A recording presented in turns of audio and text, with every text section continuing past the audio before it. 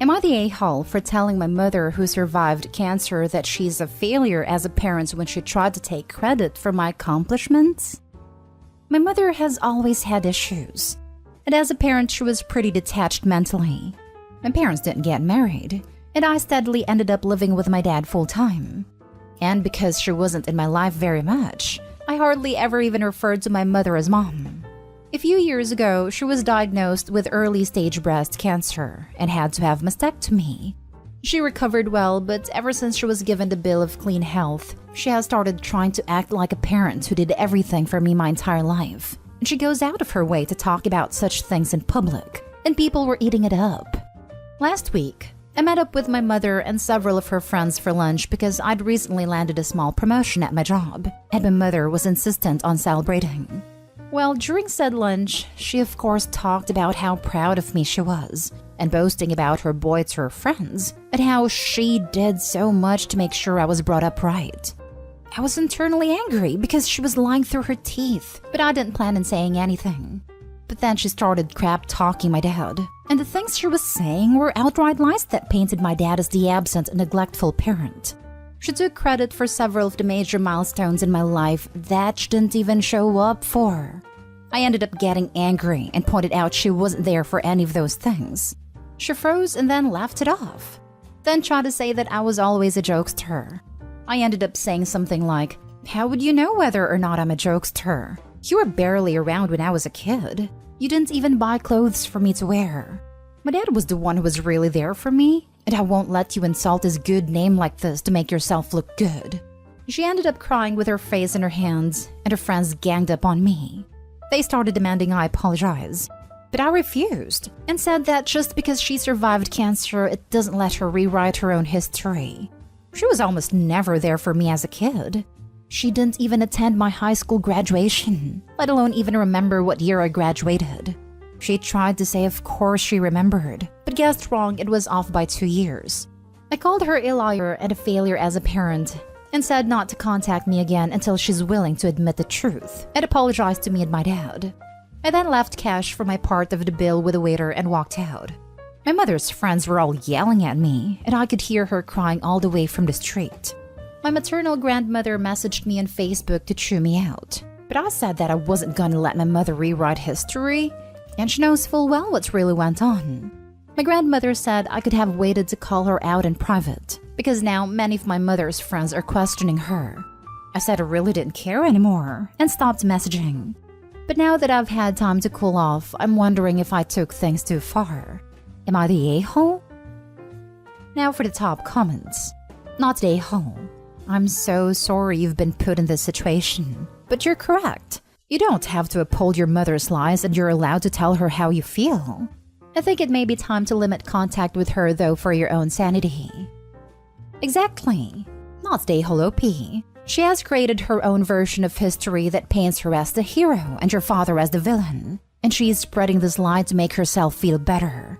I understand her need to reconnect with you after her brush with cancer. You made a decision to let her back into your life when not many people would have done that after the neglect they faced from that parent. But that doesn't give her carte blanche to distort the truth. She maligned your father in company, so you were well within your rights to call her out on her lies. Don't feel bad about it. In a situation like this, only you can truly know right. But one thing I get. You can sit there listening to the lies and embellishments until she badmouthed your dad who clearly was there. So I'd say not the a-hole. Sorry bro, sad situation. It is sad all around, but you stood up for your dad, which was right. I'm sure your mom has regrets, but is expressing that in all the wrong ways instead of coming to terms with her own behavior. Not the a-hole at all. It's amazing how after a serious medical issue, parents like to rewrite history. The thing is, you tried to sit and let her do it, because you probably didn't want to make a scene. But she just had to go and trash talk your dad. Sounds like she wanted to, "Oh no, your life has been so hard," points. Make it out like she had a hard time raising you by herself, and then after all that and you have been successful, she got cancer. She owes you a massive apology for being absent for most of your life and for the fact that she wanted to show you off as a trophy of her accomplishments after her cancer made her realize she was an awful mother. Next story is titled, Am I the a-hole for telling my sister to stop projecting her insecurities on other women? My sister and her husband are going through very public marital issues. To give you the condensed version, basically, my brother-in-law was caught cheating on my sister by my wife during an event she happened to be working at. She's a bartender. My wife immediately told my sister, in private, without telling my brother-in-law that she knew, and my sister proceeded to get very angry with my wife, accusing her of ruining her marriage. This culminated in my sister breaking down and screaming at my wife during a family dinner, calling her a cheap woman who likes to break up marriages and a person with no hobbies. My sister's very public rant about my wife led to my brother-in-law admitting, in front of my family members, that he cheated. This, of course, led to more drama. This all happened a few months ago, and as far as I can tell, my sister and her husband are not going to split up. After this whole situation, I decided to distance myself from my family for a little bit. I thought that my sister needed time to process everything, and I didn't think it was fair to my wife to subject her to my sister's rage. I sent a long text message essentially telling her that I wanted her to sincerely apologize to my wife. My sister apologized, and I thought that it would be the end of that. Then my dad invited my wife and I to celebrate his birthday at his place. I knew that everyone would be there, including my sister and her husband, so I was a bit hesitant to go, but my wife assured me that everything would be alright. To start, everything was going well. My sister practically avoided us, which I didn't mind, and my brother-in-law was glued to her side the entire time, so we didn't really face any drama. Everyone was cordial towards one another, and no one mentioned my brother-in-law's infidelity. At one point, I think my wife asked my brother-in-law to move over so that she could sit down. She's currently on crutches. And when my brother-in-law got her a chair and helped her sit down, my sister got extremely mad at my wife for being too friendly with her man. Her exact words. My wife was confused and explained that she just wanted a seat. But my sister wasn't having any of it. She started full-on yelling at my wife for doing what she always does and ruining other people's relationships. My sister has a loud voice, so literally everyone stopped and looked at her and my wife. My wife looked pretty embarrassed and just muttered a sorry. I'd even wanted to go stand up, but I butted in and told my sister to stop yelling at my wife and to stop acting extremely insecure in front of other women and go for counseling or something. For whatever reason, my sister ran out the room crying after that, and my wife and I left soon after. My brother-in-law texted an apology on behalf of my sister, but told me that I was a little rude and that I should apologize. My wife thinks that I may have been too harsh. My entire family is split, some saying that I was too mean to her. Am I the a-hole? Not the a-hole. Text your brother-in-law back and suggest that if he stops sleeping around, that might also make things better. This brother-in-law has no right to complain. Sure, but brother-in-law isn't really the problem here. Of course, he's an a-hole, but the best case scenario is that this dumpster fire marriage ends, I'm guessing. Some couples have the emotional maturity and honesty to move past an infidelity, but this one clearly doesn't. So, of the two poorly behaved people in this story, brother-in-law and sister, brother-in-law and his infidelity will one day, God willing, not be OP's problem. I'd honestly ignore him. But his sister and her delusions, insecurity, misogyny, whatever you call it, that will be part of his family dynamic regardless, and that's more important to address. After all, she's not gonna call it on her marriage and be able to work towards being less insane until she's ready to put the blame where it belongs. Your sister is absolutely projecting. Keep standing up for your wife since your sister won't let her. Gonna slip a crutches joke in. Absolutely not stay home. Keep the crutches jokes coming. I love leaving some for my wife. Lol. Not stay home. Your sister is killing the messenger and taking out the anger she should be feeling towards her husband on your wife. She's completely in the wrong. Your sister needs some counseling to help her redirect and refocus the resentment and embarrassment she's feeling and to learn how to move past it. So true. I have no doubt if Opie's wife hadn't told about the cheating and it was discovered that she knew, there would still be fireworks because she kept silent. There is no way to win when dealing with crazy. Next story. Am I the a-hole for getting mad over what my daughter chose after she humiliated me and uninvited me from her engagement dinner party? My daughter, 30 female, is a successful engineer. She cut contact with me the minute she turned 18 and only began talking 2 years ago. This has obviously hurt me a lot and made a lot of my family members disappointed in her.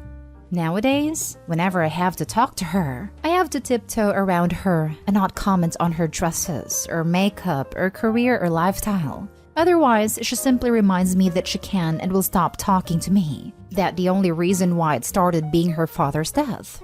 I only commented on those things during her teens because she had a lot of potential and I didn't want it to go waste. It wasn't harsh at all like she claims. Recently, she got engaged to her boyfriend, 31 male of 8 years, and decided to throw a dinner party to her near and dear ones at their own house. She let me invite a couple of my relations.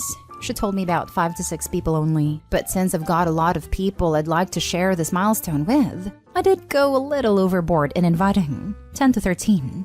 This clearly was an issue apparently, because the restaurant in their apartment and the poolside allow only 18 to 20 people max at such events, and my relatives were a majority of them, leaving no room for their friends or boyfriend's family. She sat down and made me uninvite everyone instead of giving a simple excuse as to why they couldn't come, and this experience was very humiliating for me. I told her that she was being rude, and she told me that she'd specified how many people from my side were allowed, and that she was very generous that she even let such people to share something joyous with her. After this, she told me not to come to the party and told me to stop ignoring her instructions. I feel disrespected that someone younger made me lose face. It acted as if I didn't know how all these places worked. They would have accommodated worst case. Am I the a-hole? Now for the comments. You're the a-hole. She stopped talking to you for a reason. To be completely honest, you sound narcissistic. The whole post is about how she's disrespecting you, but it's totally obvious that you are disrespecting her. She gave you a set number of people, and you just didn't follow that. Then told her she was rude because you had to tell your friends they couldn't come. If you invited a number of people she told you to, you wouldn't have had to do that. You shot yourself in the foot and are acting like it was your daughter that did it. You have to take a look at yourself and grow up. OP, you sound like an overbearing mama. It doesn't matter how much potential you think your daughter has. This doesn't mean you are allowed to judge her looks. Judging someone else's looks is not okay. And moreover, we have to love our children because how they are and give them support and love. Nothing else. You're the a-hole. I hope you can see past your narcissistic view that everything you do is good and practice self-reflection. And also, don't count on being invited again. OP is a freaking narcissist. Plain and simple. OP, this event was for your daughter to celebrate her marriage. Yet you found a way to make it about yourself and your feelings. Your daughter set a boundary. She was generous to let you invite 5 to 6 people in my opinion. And you overstepped it. She disinvited you. Basically, you messed around and found out. She isn't rude for having boundaries. It's her day. This isn't about you. Your daughter cut contact with you for a reason. Children don't abandon their parents until they've reached their breaking point. You must have been overbearing for her to decide to go no contact completely once she reached adulthood. You're the a-hole, and a massive one at that. The fact that you threw a tantrum about being disrespected by someone younger shows that you aren't remorseful about what you've done. You're just in need of someone to validate your crappy behavior. I agree with absolutely everything you've said, except the term overbearing. I'm 51 and my mom wants me to leave her house early because she doesn't like me driving at night. That's overbearing in my opinion. OP criticizing her daughter's dress, makeup, career, or lifestyle while she was in vulnerable teenage years, and then completely disregarding her daughter's rules for her party is downright narcissistic. And you factually stated. OP is a major a-hole and it's no wonder why her daughter went no contact. Last story. Am I the a-hole for shredding my daughter's coloring book? I have 3 daughters. Alyssa, 18, Tessa, 16, and Jenna, 14. Alyssa and I have a great relationship. We rarely argue. She drives her sisters around. She works almost full-time while in school. The only problem is she can be unreliable. If you ask her to get groceries and be home by 5, she'll call you at 6:30 and ask what you wanted her to do. And she doesn't do housework without being reminded 5 times. She has ADHD though, so that explains it. Jenna loves to argue. She argues with my husband a few times a week. She's a pretty good kid otherwise. She's a straight-A student. She played soccer and is playing softball, and she helps around the house more than both of her sisters combined. Tessa is complicated. When she applies herself, she gets straight A's extremely easy. The problem is, she never does her homework, so she usually has B's and C's. She and I have similar hobbies, and both my husband and I love talking to her when she's in a good mood. We don't fight often, but when we do, it's very dramatic. She's been insisting that she has ADHD or some other problem since she was around 11 because she can't focus. But my husband and I think she's just trying to get shorter assignments and extra time like Alyssa. We got into an argument the other day because she has IBD and gets infusions every 6 weeks. She's very strict about never pushing it back for any reason. After we tried to push it back once because we were going to be in another state, and she got sick for 6 weeks and 3 days. It was 2 years ago and she's healthier now, but she still refuses to push it back. Her next infusion is scheduled for April 1, but we're going to be on a vacation from March 30 to April 4, so I scheduled her infusion for March 8. Her doctor approved it, but she started yelling at me about how last time I pushed her infusion back, she got sick and she isn't going to risk her health for my vacation. It became a very long and drawn-out argument. When I picked her up from school, she put her headphones on so she wouldn't have to talk to me. Then she locked herself in her room. She had borrowed my laptop, so I looked in her backpack to see if she still had it. While I was looking, I saw passes from the school therapist. Tessa knows I don't want her talking to those therapists because those people will find any reason to call CPS. Tess admitted that she'd been seeing the therapist once a week for 2 years.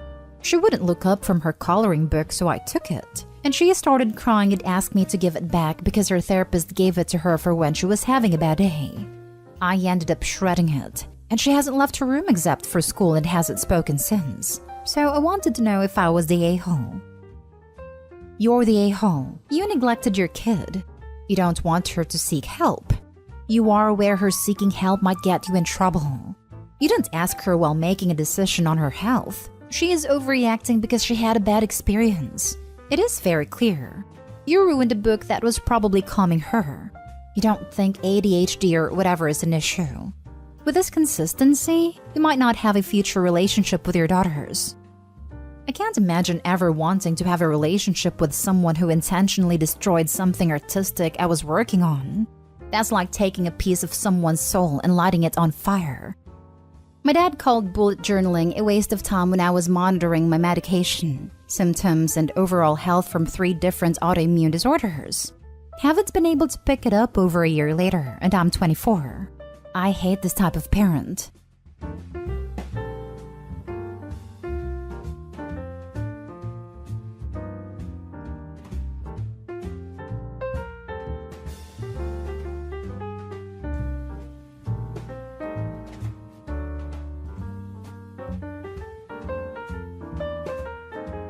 Date. My ex, 26 male, dumped me in January after 9 years together because he didn't think I, 27 female, was wife material. Now he reached out wanting to talk because he needs to get something off his chest. I don't know why he doing this or if I should meet him. Original post. I was with my ex, who I'll call Nate, because if I'm being honest, minus betraying a friend, I was a Cassie.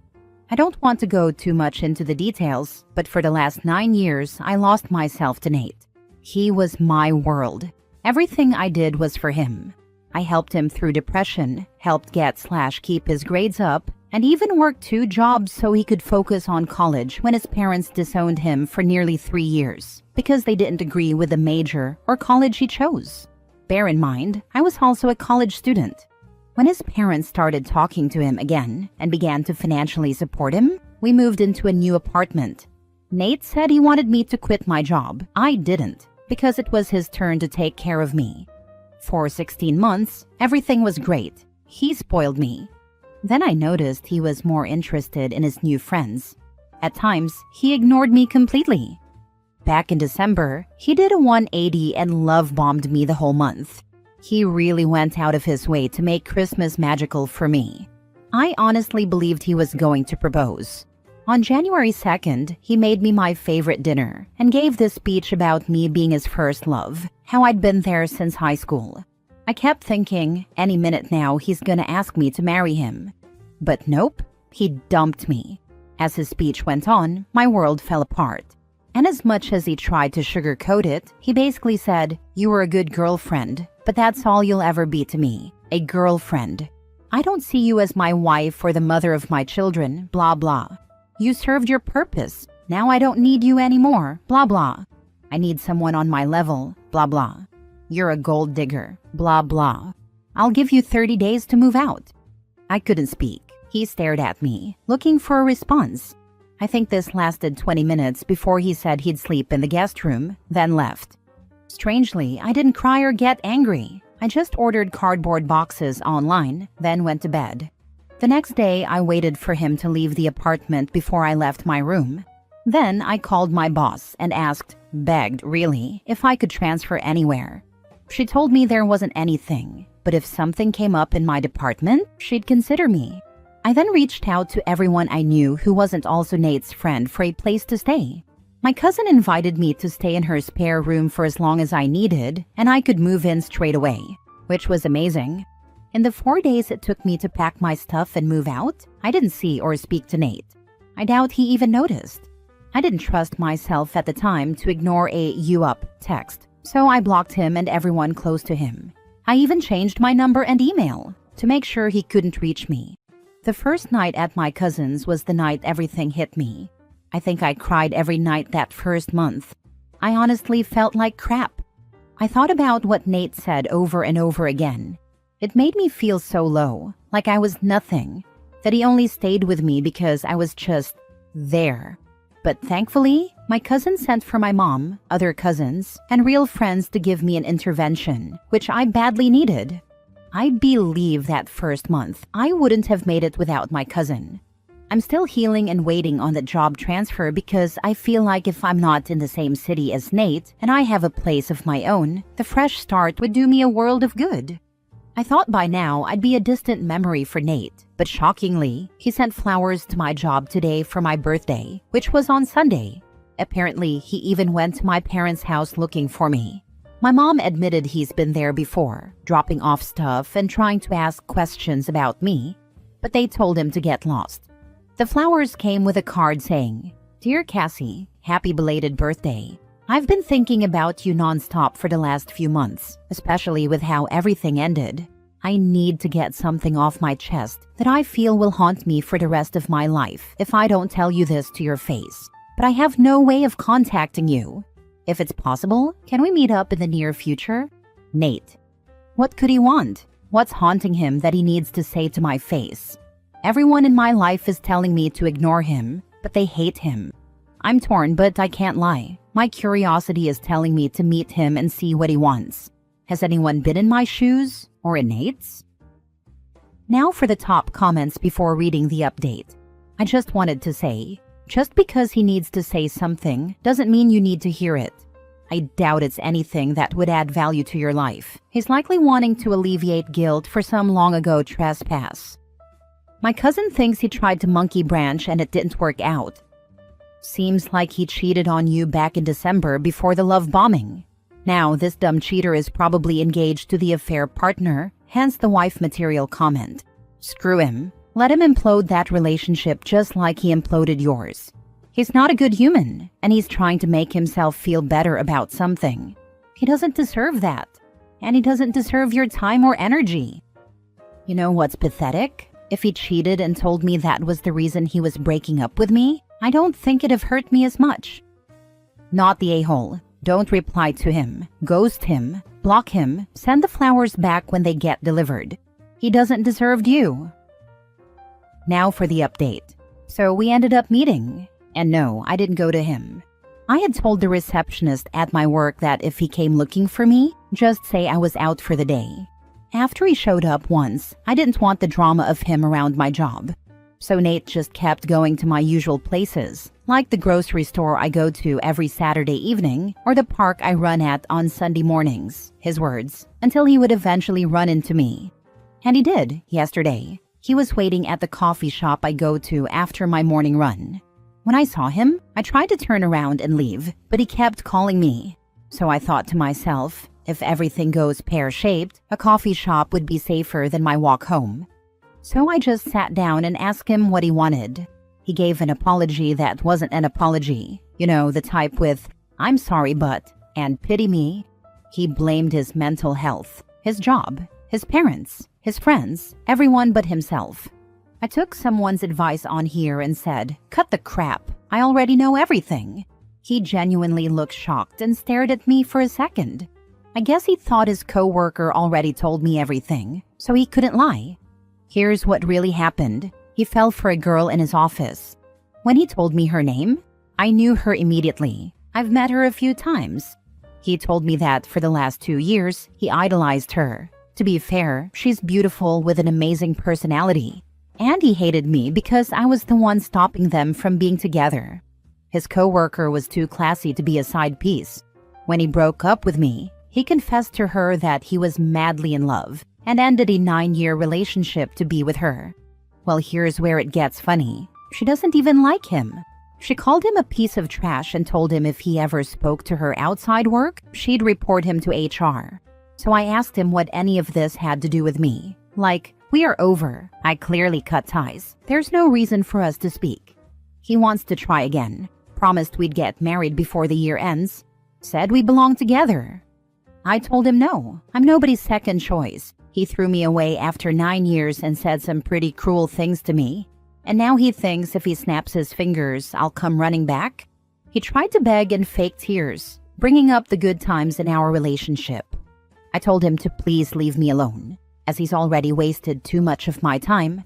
I texted my cousin to meet me at the coffee shop. He kept saying nonsense. He even suggested that if I went to couples counseling for a few months, he'd leave me alone.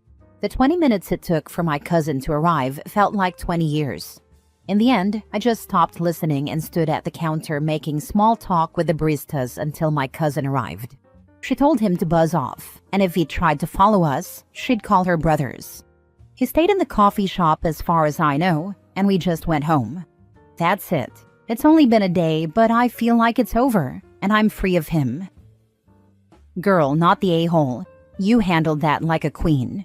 He threw away 9 years chasing a fantasy, got rejected, and thought you'd be waiting like a backup plan. Nah, you chose you, and I'm clapping for it. This has to be the dumbest MF out there. Most people have the smarts to get a feel, set something up and monkey branch. I say this with revulsion, but this guy just YOLO'd his way to a breakup. The other girl was never interested in him. Either he is completely delusional and misread the signs, or he thought he was such a catch that she possibly couldn't say no. And now here he is, dumped by both women and crying about his fate. OP, you dodged a nuclear missile with this one. He almost certainly viewed OP as low value and himself as high value. Ugh, hate those terms. He kept an eye out for someone who he thought was more worthy of the person he believed himself to be. When he thought he found her and had a chance, he dumped OP, because of course this woman would want him. Only she didn't, so he goes back to OP, assuming she'd fall in line because he was a catch, and they'd been together for so long. Guy even assumes that she wouldn't question anything, and would be oh so grateful to be able to prove herself to someone of his caliber. Cue her telling him off. You're being stalked. Change your routine. Yeah, I'm gonna do this, as I run at 6 a.m. so not a lot of people around. Gonna miss that coffee shop though. They made the best breakfast wraps, but I'm not taking any chances and I'll go grocery shopping with my cousin. Next story. Am I the a-hole for refusing to repay my ex-husband for the college tuition he paid 4 years ago? So, for some background, my ex-husband and I ended things over 20 years ago. When our son was 2, he stepped out. At the time, I was a stay-at-home mom and going to nursing school full-time.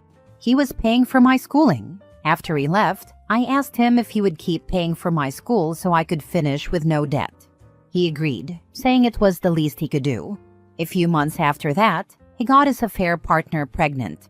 Once she got pregnant, she demanded he stop paying for my schooling. It was 1/5 of their income, and she said that money needed to go towards their new baby. He refused and kept paying for the remaining 1.5 years I had left. Over the years, I continued my education, and now I'm a nurse practitioner. I do well for myself, and I never remarried. On to the problem, my son called me and told me he and his wife are expecting. I was ecstatic. I asked if I could come over sometime during the weekend to give them some things, his favorite stuffed animal from childhood, a check, and some other small sentimental items. He said yes, so I went over earlier today. I came by and gave him everything, including a check for a few $1,000s for baby stuff, co-pays, the nursery, or anything else they might need. My son and his wife thanked me and said the money would be very helpful.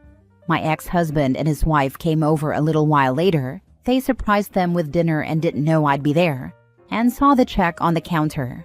My ex's wife asked about it, and I said, oh well, I wanted to help out where I could. Everything's so expensive nowadays.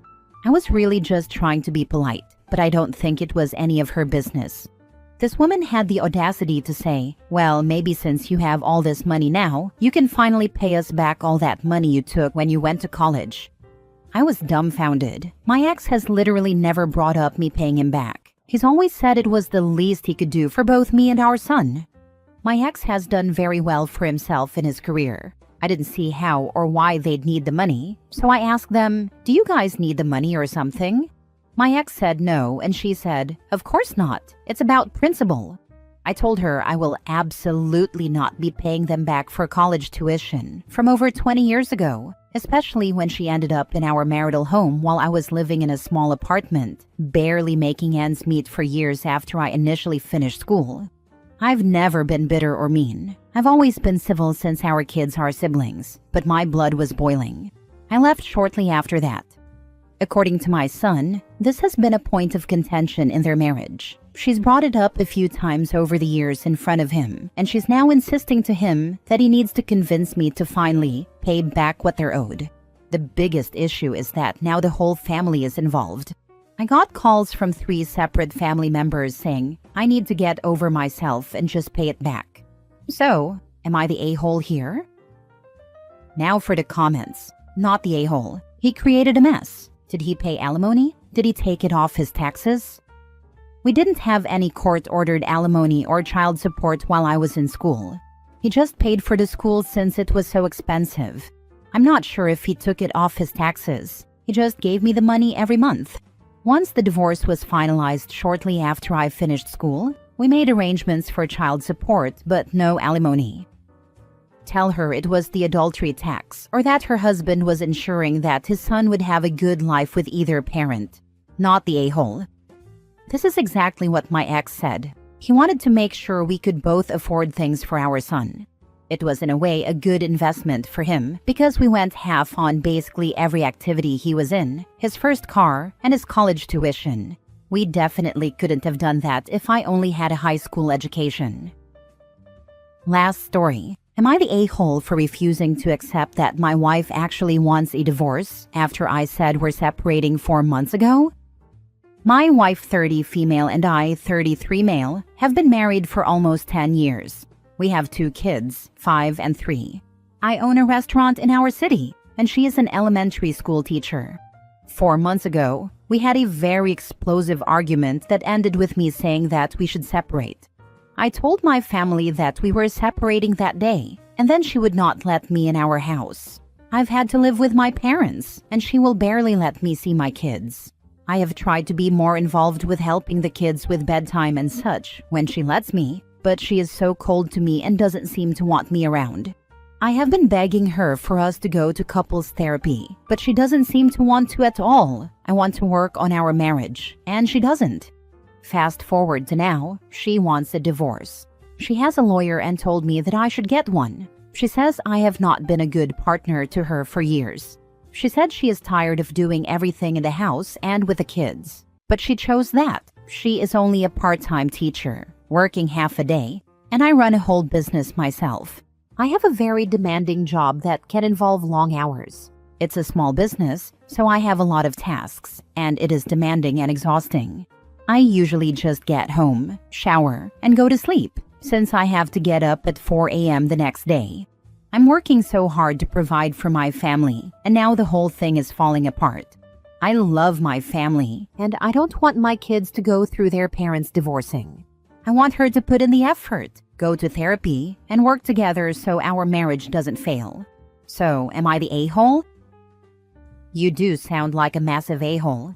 Absolutely ridiculous to say we should separate, then get your panties in a bunch when she wants to make it permanent. What a stupid gamble that's cost you your family. Your spiel about doing no work around the house because you run a business does you no favors.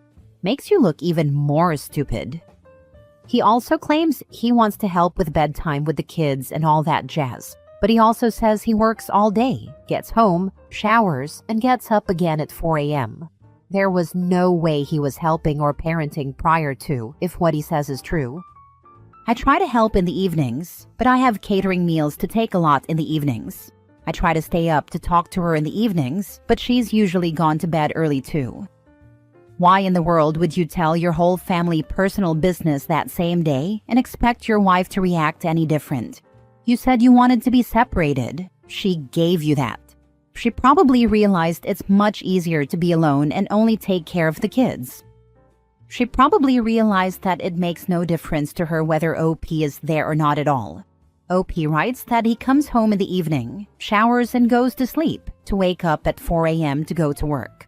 The most she probably has to do is wash his clothes.